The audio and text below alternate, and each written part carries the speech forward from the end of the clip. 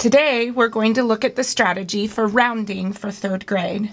Our learning goal is I can use place value understanding to round a number within 1,000 to the nearest 10 or 100. We're trying to find which 10 the original number is closest to or which 100 the original number is closest to. The first thing we do to teach third graders how to round is to look at a poem that helps them know whether they're going to round up or stay the same. Our poem is, first you mark your place. This tells you which place you're going to round to, the hundreds or the tens.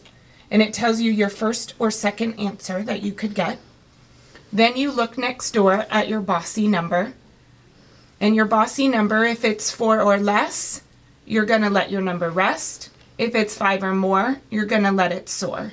There are lots of ways to say this. Each teacher might say it differently, but the rule will always be 4 stays at the original number and 5 will go up to the next 10 or 100.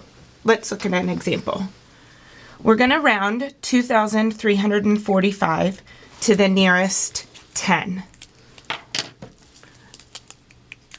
So our poem says to mark our place first. So I'm going to mark my tens place.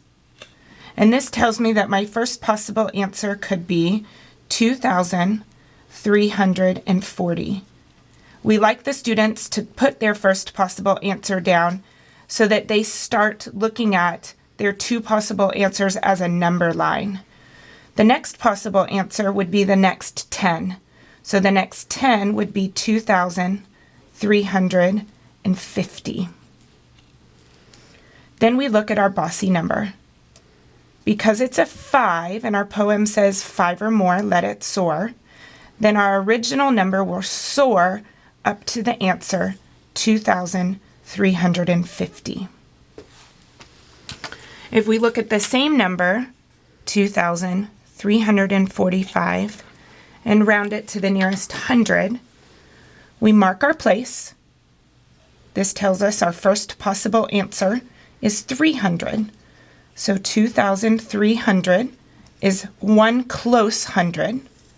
On our number line, the next 100 would be 2,400.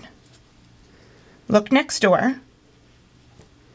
Since this is a 4 and our poem says 4 or less, let it rest, then the 3 will rest and our answer will be 2,300. So rounded to the nearest 10, the closest 10 is 2,350 and the closest 100 is 2,300.